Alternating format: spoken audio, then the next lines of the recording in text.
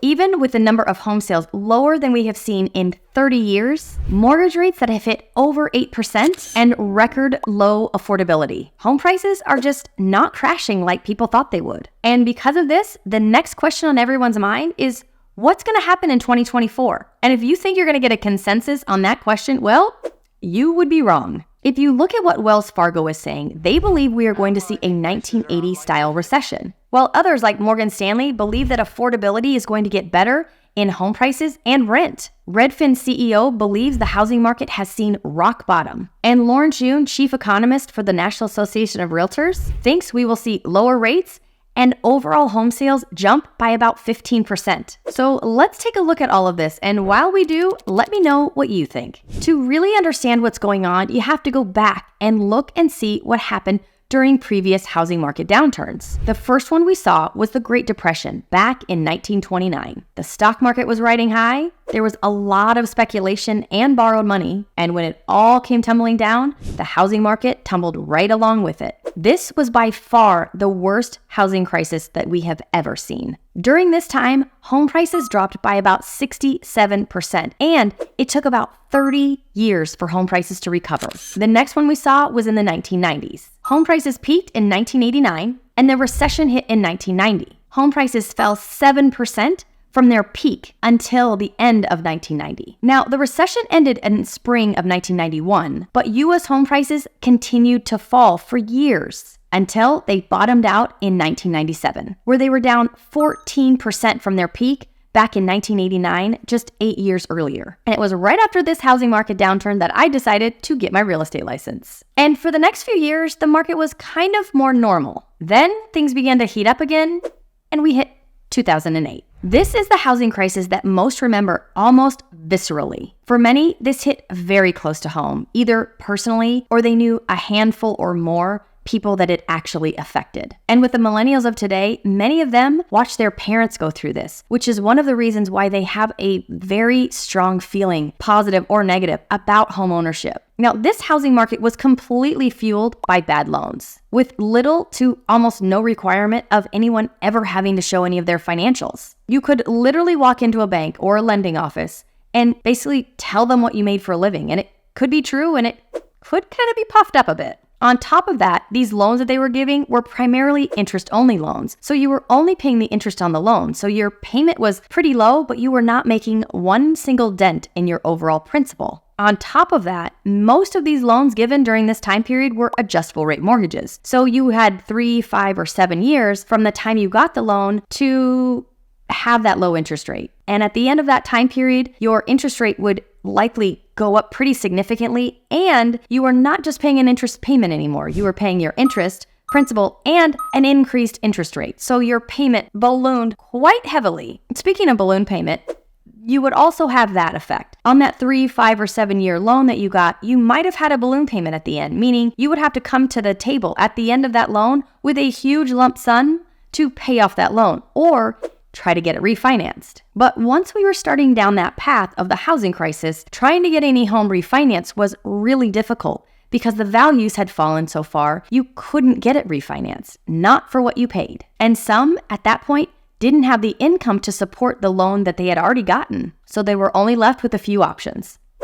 Sell it as a short sale, or let it go back to the bank. And depending on where you lived, home prices dropped anywhere from 30% to about 62%. Here in the Phoenix market, we just so happened to be on the losing end of that one, where we saw a significant decrease in our overall home values. We, as well as Las Vegas. Now here we are in 2023, and our home prices are at an all-time high. And many believe they won't stay there. However, what many don't look at is the history behind how we got here. They just think, well, our prices are too high and therefore they have to come down. But you really have to look at what home prices have done during all the other times that we've seen either a recession or a housing crisis. So let's take a look at this chart. Now we know in 1929 and in 2008, we saw our home prices decline. But look at all the other times where there was a recession. That's all the gray lines. See, most of the other times our home prices were either flat or continued to grow just a little bit. During some of these times, the stock market was taking a beating, but housing remained resilient. Why? Because as the stock market dropped, so did interest rates, which made people buy homes. So will we see that 1980s housing recession that Wells Fargo is talking about? And what does that really mean? Well, in the 1980s, we had a lack of affordability, elevated interest rates, low inventory, and slow sales, which really sounds a lot like what we've seen in 2023. We also had baby boomers that were moving into their prime home buying years, kind of like what we have right now with the millennials. They too are in their prime home buying years. During the 1980s, the interest rate stayed high longer, but that did not stop people from buying homes. And that's much of what people are talking about in today's market. Our interest rates may stay higher longer to help with inflation, but they have already come down from what our peak was at a little over 8%, and today they're sitting right around 7%. With some experts saying that we could see them fall even a little bit farther as we enter into 2024. Now, don't be fooled. We are not going to see 3 and 4% again, but some think we could get into the 6 and 7% range by the second half of 2024. As for Morgan Stanley saying that they think that affordability is going to get better in 2024, this is really going to come down to supply and demand. Now, we do have more inventory on the market right now. However, we are not back to our normal levels. But here is what Morgan Stanley is saying. Next year is shaping up to be better, according to Morgan Stanley. Analysts at the firm say that in 2024, the U.S. will avoid a recession, mortgage rates will fall, incomes will continue to rise, an uptick in listings will spur more housing activity. It will even lower home prices. This does not make any sense to me. Because if interest rates fall and incomes go up,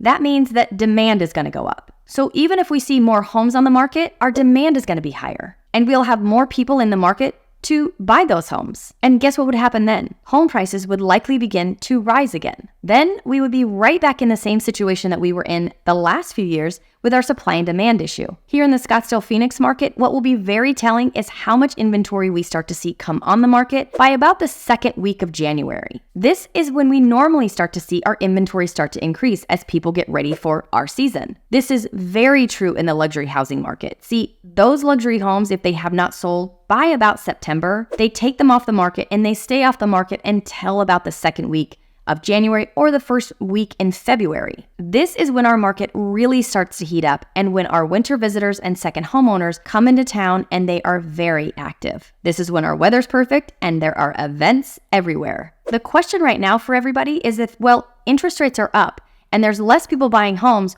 why are home prices not falling? Well, this again has to do with supply and demand. And in many areas, we are still technically in a seller's market, albeit a soft seller's market. And for those areas that are not in a seller's market, they are in a balanced market, not necessarily in a buyer's market. And as far as what Lawrence Yun said about interest rates and more sales, here's what he said. I believe we've already reached the peak in terms of interest rates. The question is, when are rates going to come down? The 10-year Treasury yield is at 4.4%, which historically means mortgage rates could be at 6.4%, but they are much higher. The bond market is forcing the Fed to pivot. According to Yoon's forecast, mortgage rates will fall to between 6 and 7% by spring of 2024. He also expects more sellers to enter the market as they adapt to prolonged higher rates. My feeling about this is that we're going to see some of that, but I do not believe we are going to see a glut of homes come on the market. So I think our supply is going to remain constrained. Those that need to move will move, and those that have the ability to move will move because they can. Chief economist Danielle Hale of Realtor.com said this. We're not going to see a major breakthrough in the logjam that has been the housing market over the last year or so, but 2024 will be a baby step in the right direction. It's going to stop getting worse. So I think that's a positive, right? Now, there is no real way to know which direction the interest rates are going to go. And that right now is the driving force behind the overall demand in our market. So if interest rates stay higher longer, we will likely see a lower number of sales overall through the year. But that does not mean that home prices will come down significantly. In fact, I don't see home prices changing that drastically into 2024. If prices come down, what I've seen is about a 1.7% decrease in our overall prices, which is not drastic. And it's not enough of a decline for buyers to feel a real financial give in what they have to pay overall. I do, however, think we are going to see continued price reductions. However, don't be fooled by that. That to me says that sellers are still trying to price their homes too high. They're not being realistic in our market today. So I don't give a lot of weight to the overall price reduction number. Now, if you'd like to see more about that 1980 style recession, make sure you take a look at this video. As always, I thank you for watching, and I'll see you next time.